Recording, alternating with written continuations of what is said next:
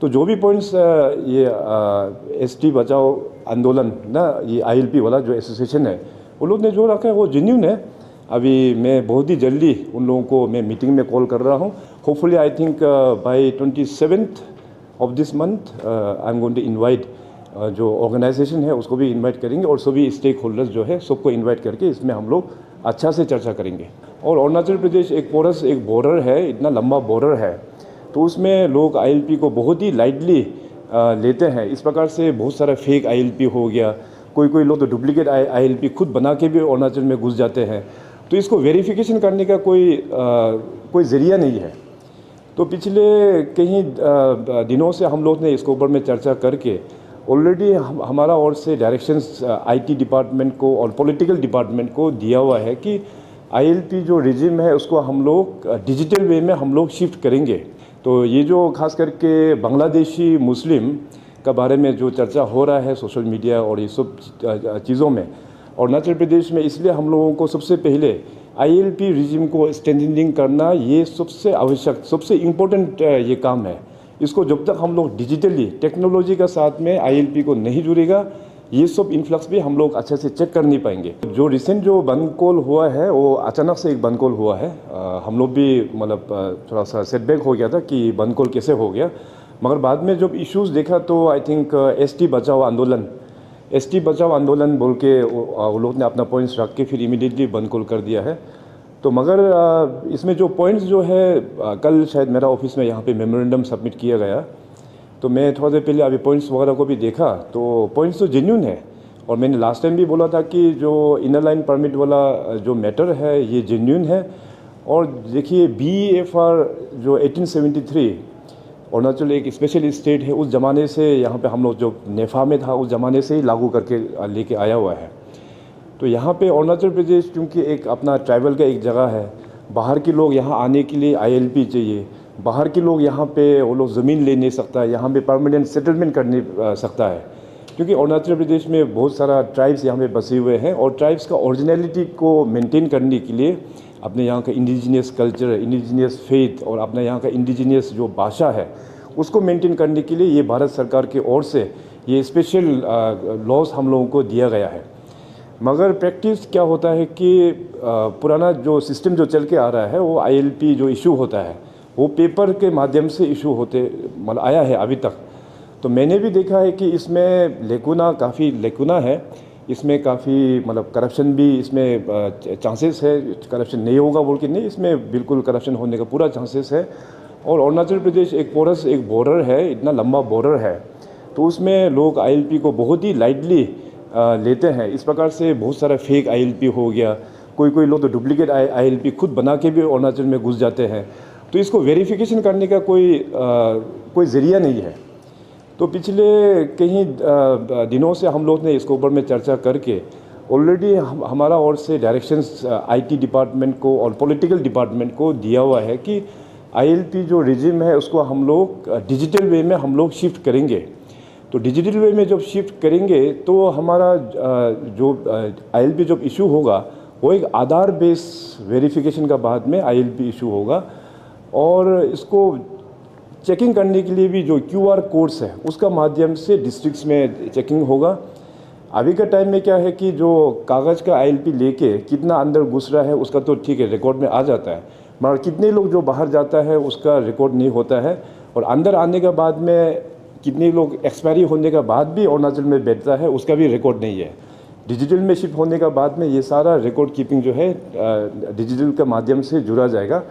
तो जो भी पॉइंट्स ये एसटी बचाओ आंदोलन ना, ये आईएलपी वाला जो एसोसिएशन है वो लोग ने जो रखा है वो जेन्युइन है।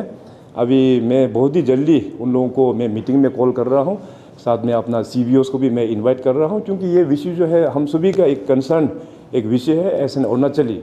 तो इसमें अच्छा से हम लोग डिलीब्रेशन करके इसका फर्दर जो आउटकम होगा वो मीडिया में भी आप लोगों को ब्रीफ किया जाएगा। Hopefully I think by 27th of this month I am going to invite जो ऑर्गेनाइजेशन है उसको भी इनवाइट करेंगे और सभी स्टेक होल्डर्स जो है सबको इनवाइट करके इसमें हम लोग अच्छा से चर्चा करेंगे। सर उन लोग की सर नहीं, आई थिंक कागज़ में वो लोग 6 days के लिखा हुआ है, तो मेमोरेंडम कल ही मिला है हमको। और सर उनके वहाँ में ILP का नहीं था सर, तिब्बतन रिफ्यूजी को लेकर भी था उनका तरफ कुल मिला के 5 पॉइंट है, तो पाँचों पॉइंट के ऊपर में उसी दिन में ही चर्चा होगा। एंड पाँचों पॉइंट जो लिखा है ब्रॉडली मतलब ये अच्छा पॉइंट है, हम लोग भी उसको एक्सेप्ट करते हैं। इसमें कुछ ना कुछ हम लोगों को एक पॉलिसी डिसीजन लेके हम लोगों को एक क्लियर कट एक हम लोगों को एक इंटरवेंशन सरकार की ओर से चाहिए। सर उन लोगों का तरफ से और एक था, इसका क्या कहना है? नहीं, ये मैटर जो है आई थिंक ये अपीओ वाला अपीओ यूथ ऑर्गेनाइजेशन, हाँ ये उनका ये मैटर था। तो इसमें देखिए कि अरुणाचल प्रदेश में तो अपना पूरा शेड्यूल ट्राइब का ये एक स्टेट है, यहाँ में सरकारी ज़मीन जो है ना की बराबर है।